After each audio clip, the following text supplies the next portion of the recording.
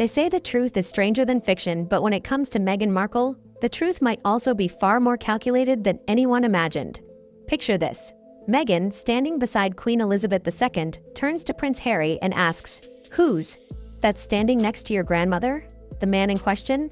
None other than Prince Andrew, the Queen's own son, Harry's uncle, and Meghan had no idea who he was. At least, that's the story she told. But what if it wasn't innocent ignorance? What if that moment wasn't a naive slip but a carefully crafted performance? Welcome to a deep dive into the hidden world Meghan Markle might not want you to see. A world of Mediterranean yachts, shadowy billionaires, untraceable travels, and elite circles that don't show up in the tabloids but seem to follow her like a shadow. And if you find this story as jaw-dropping as we did, hit that subscribe button right now. We uncover the stories they don't want you to hear: celebrity secrets, royal revelations, and connections hiding in plain sight. You won't want to miss what's coming next. Now, let's rewind. Over a decade ago, long before the world knew her, as a duchess, Meghan Markle was just another aspiring actress trying to crack the British market. According to a British showbiz journalist, he met her for drinks one cold evening in London. Meghan wasn't loud, wasn't flashy, just quietly ambitious. She wanted coverage, she wanted visibility, and more than anything, she wanted to be known in the UK. During that conversation, the journalist claimed Meghan opened up about her recent divorce and frustrations with dating. Then came the name drop: Ashley Cole, former Chelsea and England footballer, infamous for his tabloid scandals. Meghan mentioned he had messaged her, but when the journalist warned her about his reputation, her expression reportedly dropped, like she'd been caught off guard. Looking back, people joke, if Meghan had gone through with dating Ashley Cole, Harry might have been spared the entire saga. But that's just the surface, because the deeper you go, the stranger it gets. Enter a name few have heard: Yuan Alash. He's not a celebrity. He's not on Instagram, but insiders say he's one of the most connected men in Britain, even more connected than Epstein ever was. Ultra-wealthy, ultra-private, and extremely close to Prince Andrew. And here's the twist. Yuan's name also comes up in connection with Meghan Markle's college sorority, a group that, according to some former members, had a reputation for attracting invitations from wealthy, influential men. One former sorority sister claims Meghan once mentioned a trip to Thailand in 2001 during a university break where she spent time with amazing friends and interesting people. The timing almost perfectly overlaps with one of Prince Andrew's most infamous exotic trips, reportedly arranged not by Epstein but by Yuan. Coincidence? Maybe. But it doesn't stop there. Another story places Meghan on a Mediterranean yacht. During that same period, one source says she met extraordinary people. They're billionaires, models, mysterious hosts, and one guest reportedly looked suspiciously like Karina Shulak, Jeffrey Epstein's then-girlfriend. Karina was known for her close ties to Prince Andrew's social orbit. And guess what? A woman resembling Meghan was also allegedly spotted on that very yacht. Still think Meghan had no idea who Prince Andrew was? Let's move forward. You've probably heard that Meghan studied international relations and once interned at the US Embassy in Buenos Aires. She even mentioned it in interviews about how she dreamed of being a diplomat before pursuing acting. But what she never talks about is Spain. After her 5-week embassy internship ended, Meghan enrolled in a 3-month study program in Spain, confirmed by university records. Yet, she has never mentioned it. Not in interviews, not in her old blog, not even in a throwback Instagram caption. Which is odd, because 3 months in Spain sounds far more glamorous than filing paperwork in Argentina. So why the silence? Sources suggest that instead of focusing on coursework, Meghan spent that time traveling across Europe and the Mediterranean again. More yacht trips, more elite meets. A lavish lifestyle that didn't quite match her income level at the time. Where was the money coming from? Who was footing the bill? The rabbit hole gets even deeper in late 2012. Meghan, now in the early seasons of Suits, finds herself in Hong Kong. The show wasn't globally known yet. She wasn't a breakout star. She was a secondary character, often walking through scenes or dropping a few lines. And yet, she was flying business class, attending exclusive media events, and giving interviews that made her sound like the star of the show. One of those interviews was with Diva Universal. It has since mysteriously vanished. Scrubbed from the internet. Journalists and fans have tried digging it up, but it's gone. In that interview, Meghan casually mentioned that royalty was around. Not just royals in general, but British royalty. And yes, Prince Andrew was confirmed to be in Hong Kong at that exact time. Yet there's no official record of them attending the same event still. Multiple people who were there say they saw them in the same VIP lounges at the same gatherings. often seated near the same guests. So if Meghan had truly never met Andrew before, why does she keep showing up in the same room? Things only get more bizarre from here. In 2013, a star-studded gala was held in New York to benefit Novak Djokovic's foundation. Naomi Campbell, Anna Wintour, Tommy Hilfiger all in attendance. Prince Andrew was allegedly there too, although his name was not on the guest list. Officially, he was supposed to be in ASEAN, a diplomatic tour funded by British taxpayers. Unofficially, he was reportedly staying in Manhattan for almost a month, spending time with his daughter Eugenie, who had recently moved there. And Meghan. She was at that gala, but there are no Getty images of her. No red carpet shots, no background photos. It's like she never existed, except she does appear in one image.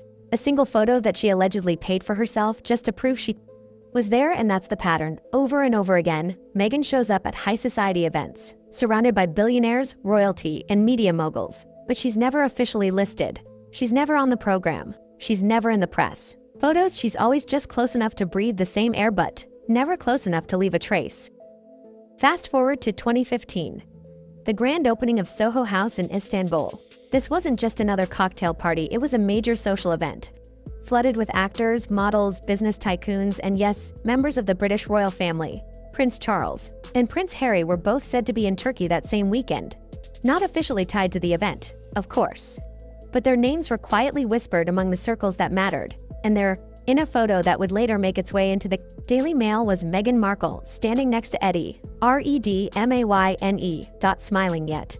In the article's caption, the paper listed every single person in the image except Meghan J. Epps. She didn't exist. As far as they were concerned, this was supposed to be during the peak of her fame, as her character on Suits was being written out. She was becoming free for new projects, but the industry didn't seem to recognize her face. And yet, the elite kept inviting her in. How? Why? At what point does coincidence start to look like strategy? Because this wasn't an isolated incident. Meghan had a knack for being everywhere important without being officially recognized. One particularly controversial image quietly circulated in elite circles but never run by major outlets shows her lounging aboard a luxury yacht in the Mediterranean, wearing a wide-brimmed Panama hat, laughing beside Karina Shulak. Yes, that. Karina, Jeffrey Epstein's longtime companion. Reports suggest Prince Andrew was spotted aboard that same yacht sometime during the same season. Again, no official record, just anonymous eyewitness accounts, suspicious photo angles, and shadows in the background that paint a darker picture than anyone wants to admit. And Meghan? She was always just visiting, just invited, just passing through. By 2013, Meghan Markle wasn't just some B-list actress from a legal drama. She was navigating a network of global elites, flashing smiles at fashion weeks, slipping into charity galas, and always knowing exactly who to stand next to, even if her name never appeared in the captions. She was playing a long game, and nobody seemed to notice. One of the most curious connections in her rise was to a man named Ron Burkola, reclusive billionaire who co-founded Soho House and held quiet influence over Hollywood's social access. Rumors say he's the one who arranged Meghan's private flight to a Jamaican wedding, the very same one where she and Harry were seen together publicly for the first time. But here's the twist. While Harry flew economy, Meghan arrived in a private jet A-list service for a barely known actress. And at that same wedding, Eugenie, Fergie, and yes, Prince Andrew, all reportedly in attendance. Yet none of them appeared in any official photos. Does that sound familiar? Because it's the exact same pattern. Same people, same silence, same mysteriously missing images. Even her former sorority sisters noticed something was off. They told reporters that Meghan used to disappear for weeks, sometimes months at a time. No one knew where she went, but when she came back, she always had stories, wild stories, about yacht parties in the south of France, about secret beaches, in Thailand, about meeting unbelievable people. At the time, they thought she was making it all up, but now it all sounds a little too real, especially when the names she casually dropped back then now show up tied to Prince Andrew, Ron Burkle, Karina Shulak, or even deeper into circles linked with Epstein's old crowd. Even Deepak Chopra enters the picture. That's right. On Meghan's 40th birthday, he made headlines by announcing a strange public gift offering 40 minutes of mentorship to women in her honor. But Chopra's name has also appeared quietly and donor records linked to certain Epstein charities. Alongside names like Elton John and others with tight royal affiliations, it raises one very uncomfortable question. Was Meghan Markle truly a random outsider who stumbled into royalty? Or was she already closer to the center of power than anyone realized? Because long before she met Prince Harry, She was already swimming in royal-adjacent waters, already attending elite events, already crossing paths with the same players that now fill headlines for far more sinister reasons, and every time she was there, she wasn't really there. She was invisible. A guest of a guest, a name that didn't make the press list. A woman whose trail went cold every time it got too close to someone important. Even at the Royal Ballet Gala in New York, an event filled with actual A-stars and aristocrats, Meghan was seen mingling, laughing, making connections. But once again, her name didn't appear in the formal coverage. She was described only as a model/actress in one obscure caption. Not a star of Suits, not a rising American talent, just another face in the crowd. Except she never really was, because this random model actress kept showing up next to royalty. And not just British royalty. European billionaires, Saudi businessmen, shadowy financiers with direct access to the very highest circles of power. By the time Meghan met Harry, insiders claimed the relationship didn't surprise them. What surprised them was that it had taken this long. Which brings us full circle. Was Prince Harry genuinely introducing Meghan to royal life when he brought her home? Or did she already know exactly who was who? Because if she truly had no idea who Prince Andrew was, if she really needed help identifying the Queen, then she must have been the most oblivious woman to ever set foot in Buckingham Palace. Or ... She was playing a role, playing it well and playing it for years, asterisk. So now the question becomes, what do you believe? Was Meghan Markle just a young woman from California who married into royalty by fate and chance? Or was she slowly, quietly, carefully placing herself into a world she already knew how to navigate? Drop your thoughts in the comments. We want to hear your take. Coincidence or the most strategic move of the century? And don't forget, subscribe to the channel for more explosive stories, hidden connections, and deep dives that go where the mainstream media won't. Because this royal story, it's only just getting started.